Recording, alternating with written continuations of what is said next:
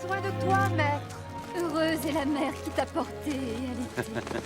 Heureux plutôt ceux qui écoutent la parole de Dieu et qui l'observent.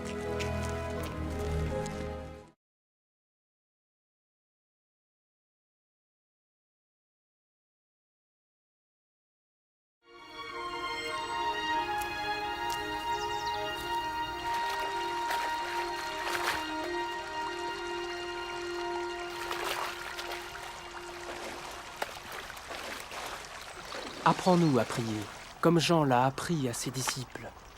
Quand vous priez, dites « Notre Père qui es aux cieux, que ton nom soit sanctifié, que ton règne vienne, que ta volonté soit faite sur la terre comme au ciel.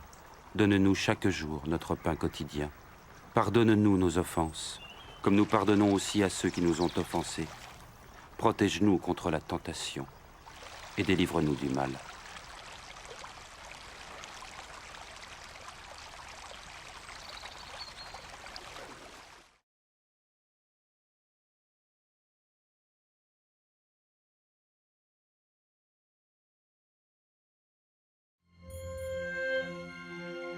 Dans les Saintes Écritures, Dieu déclare que le Messie viendrait pour être le sauveur du monde.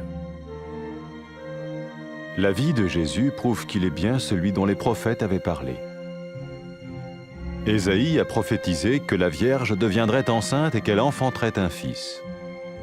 Des siècles plus tard, la naissance de Jésus accomplissait cette prophétie.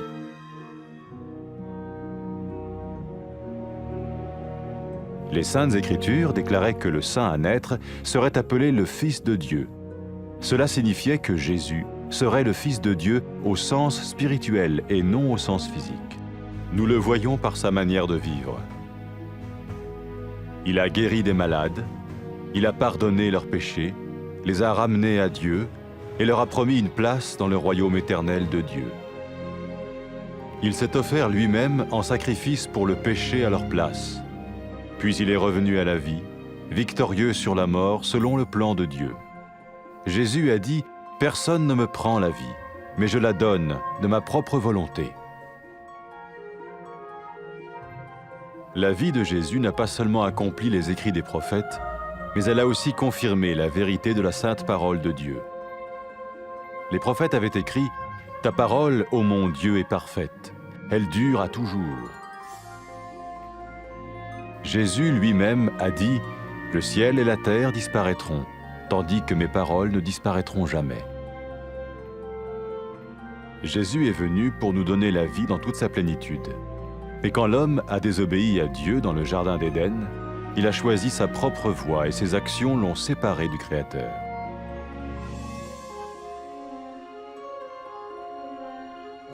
Les Saintes Écritures déclarent que tous ont péché et que le salaire que paye le péché, c'est la mort. Il s'agit de la mort spirituelle, éternelle séparation d'avec Dieu. Mais tout comme Dieu a donné un bélier pour qu'il meure à la place du fils d'Abraham, ainsi il a envoyé Jésus, le Messie, mourir à notre place. Sa vie, sa mort et sa résurrection restaurent la relation entre Dieu et tous ceux qui mettent leur confiance en lui.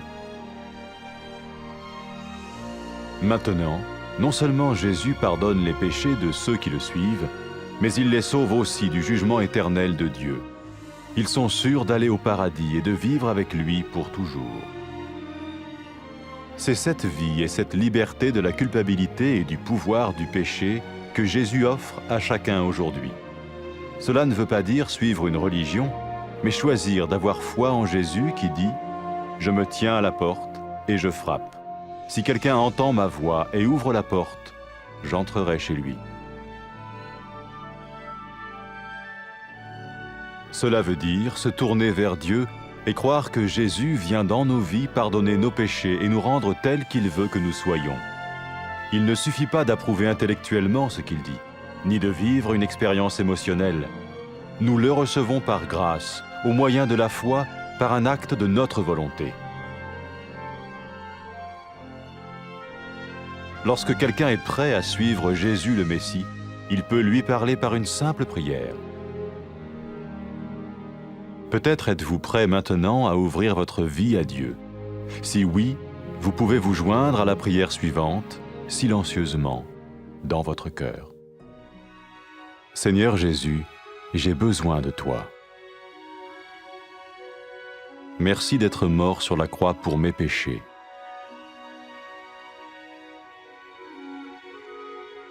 Je confesse mes péchés et je m'en repens.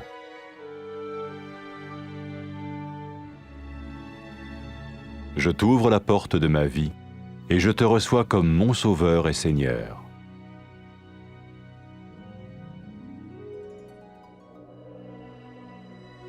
Merci de me pardonner mes péchés et de me donner la vie éternelle.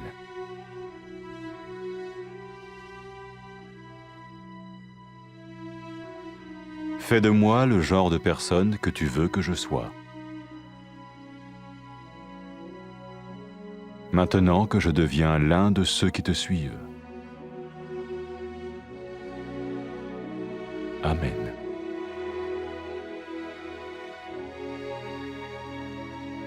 Jésus a dit à propos de ses disciples, « Mes brebis écoutent ma voix, je les connais et elles me suivent. » Pour expérimenter la vie en abondance promise par Jésus, ceux qui le suivent parlent à Dieu chaque jour dans la prière et lisent ou écoutent sa parole.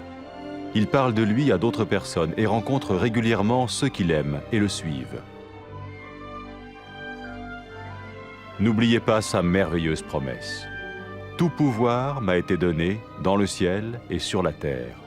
Et sachez-le, je vais être avec vous tous les jours, jusqu'à la fin du monde.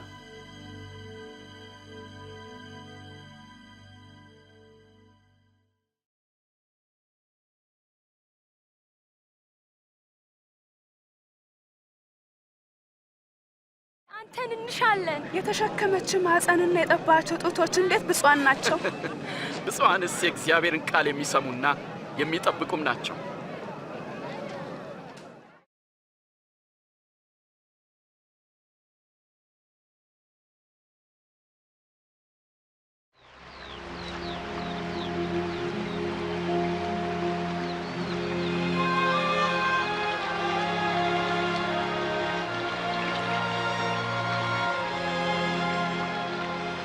ዮሐንስ ደቀ መዛሙርቱን ጸሎት እንዳስተማረ እኛንም አስተምረን።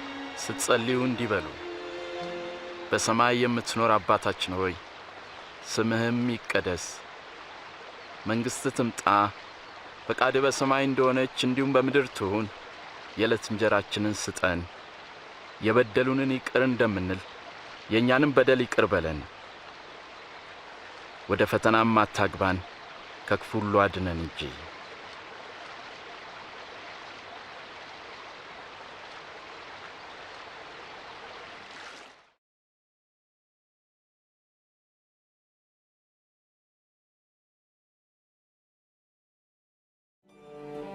ከብዙ ዘመናት በፊት እግዚአብሔር ኃጢአተኞችን እንዲያድንና ከእርሱም ጋር እንዲያስታርቃቸው ክርስቶስን እንደሚልክ በቅዱሳት መጻሕፍት ተጽፎ ነበር። የኢየሱስ ሕይወት በእርግጥ እርሱ አዳኝ መሆኑን ያሳያል። ኢሳይያስ የተባለው ነቢይ ድንግል ትጸንሳለች፣ ወንድ ልጅም ትወልዳለች ሲል ጻፈ። ይህም ተፈጸመ። ገና ድንግል ሆና ሳለ እግዚአብሔር በኃይሉ እንድትጸንስና ኢየሱስንም እንድትወልድ አደረገ። በቅዱሳት መጻሕፍት እንደተጻፈው የእርሱ ታምራዊ ልደት እግዚአብሔር ልጅ ያለው ክርስቶስ መሆኑን የሚያሳይ አምላካዊ ምልክት ነበር። ሰዎች ኢየሱስን ሲመለከቱ የእግዚአብሔርን ማንነትና ኃይል ያያሉ። ሰዎችን ይፈውሳል፣ ኃጢአታቸውንም ይቅር ይላል። በእርሱ ዘላለማዊ መንግሥትም ስፍራ እንደሚያዘጋጅላቸው ተስፋን ይሰጣል። ኢየሱስ ለሰው ልጆች ተሰቃየ፣ ሕይወቱንም መሥዋዕት አደረገ። የእርሱም ኃይል ከሞት ኃይል የሚበልጥ መሆኑን ለማሳየት ሕያው ሆነ። ኢየሱስ ክርስቶስ ሕይወቴን ላኖራት ሥልጣን አለኝ፣ ላነሳትም ሥልጣን አለኝ ሲል ተናገረ። የኢየሱስ ሕይወት የነቢያት ትንቢት ፍጻሜ ሲሆን የእግዚአብሔር ቅዱስ ቃል ነቢያት እንደተናገሩለት እንደዚያው እንከን የለሽና ዘላለማዊ መሆኑን አረጋግጧል።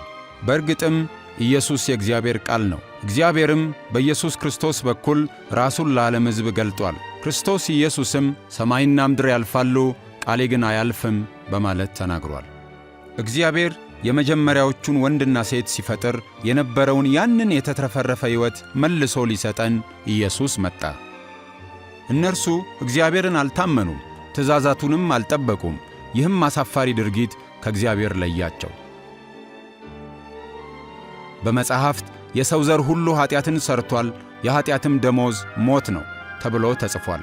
ኀጢአትን ያደረጉ ሰዎች ከእግዚአብሔር ጋር በመልካም ግንኙነት ሊኖሩ አይችሉም። በአብርሃም ልጅ ምትክ እንዲሞት እግዚአብሔር ጠቦትን እንደሰጠ ሁሉ በአዳም ዘር ምትክ እንዲሞት ኢየሱስን ላከው። በእርሱ የሚያምኑና በኢየሱስ የሚታመኑ ሰዎች ወደ እግዚአብሔር መግባት ይችሉ ዘንድ ይህንን አደረገ።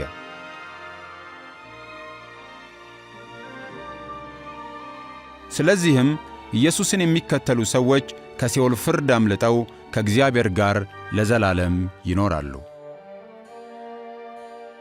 ኢየሱስ ንስሐ ለሚገቡና ወደ እኔ ለሚመለሱ ሁሉ እግዚአብሔር የኀጢአትን ይቅርታ ይሰጣል፣ በስሜም ለሰዎች ሁሉ ወንጌል ይሰበካል ሲል ከሞት ከተነሣ በኋላ ለተከታዮቹ ተናግሯል። ኢየሱስ በተጨማሪ የእግዚአብሔርን መንፈስ እንደሚልክላቸውና መንፈሱም ከእነርሱ ጋር በመሆን ወደ እውነት ሁሉ እንደሚመራቸው የእግዚአብሔርንም መንገድ እንዲከተሉ ኃይልን እንደሚሰጣቸው ተናግሯል። አንዲት ኀጢአተኛ ሴት ንስሐ ገብታ ኢየሱስን ጌታዋ አድርጋ ስትከተል ኢየሱስ ኀጢአትሽ ተሰርዮልሻል፣ በእኔ ላይ ያለሽም እምነት አድኖሻል ብሏታል።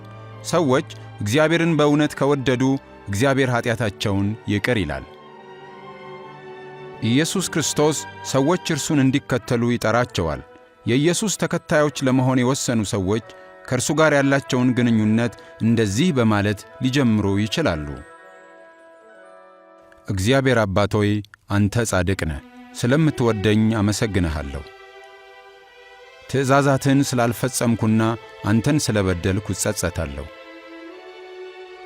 ኢየሱስ በእኔ ምትክ በመስቀል ላይ እንዲሞትና ከሞትም እንዲነሣ ስለ ላክልኝ አመሰግንሃለሁ። እኔም ስለ ሠራሁት ኀጢአት እርሱ ስለ ተሰቃየልኝ አመሰግንሃለሁ።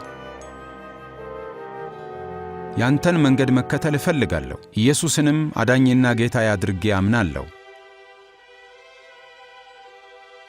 ኀጢአቴንም ይቅር ስላልከኝ ወደ አንተም እንድመጣና በመንግሥትም ካንተ ጋር ለዘላለም እንድኖር በሩን ስለ ከፈትክልኝ አመሰግንሃለሁ። ቅዱሱን መንፈስህን እንድትሰጠኝ እርሱም ከእኔ ጋር በመኖር መንገድህን እንዲያሳየኝ በሙሉ ልቤ እንድወድህና አንተንም ደስ የሚያሰኝ ሕይወት እንድኖር ኃይልን እንዲሰጠኝ እለምንሃለሁ። በዚህ ምድር የሚኖሩ ሰዎች ሁሉ በሁሉም ስፍራ ያመስግኑህ። አሜን።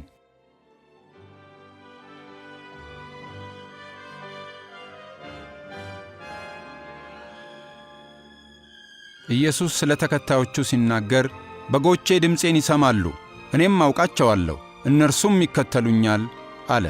የኢየሱስ ተከታዮች እርስ በርስ ይገናኛሉ፣ በየዕለቱም ከእርሱ ጋር ይነጋገራሉ። በቅዱሳት መጻሕፍት የተጠቀሱትን የእርሱን ቃሎች ያጠናሉ፣ የእርሱንም መንገድ መከተል ይሻሉ፣ ለሌሎችም ስለ እርሱ ይናገራሉ። በደመናትም ወደ ሰማይ ወደ ከበረው ዙፋኑ ከማረጉ በፊት ኢየሱስ ለተከታዮቹ እግዚአብሔር በሰማይና በምድር ያለውን ሥልጣን ሁሉ ሰጥቶኛል፣ እስከ ዓለም ፍጻሜም ድረስ ዘወትር ከእናንተ ጋር እንደሆንኩ እርግጠኛ ሁኑ ብሎ የተናገረውን ዘወትር ያስታውሳሉ።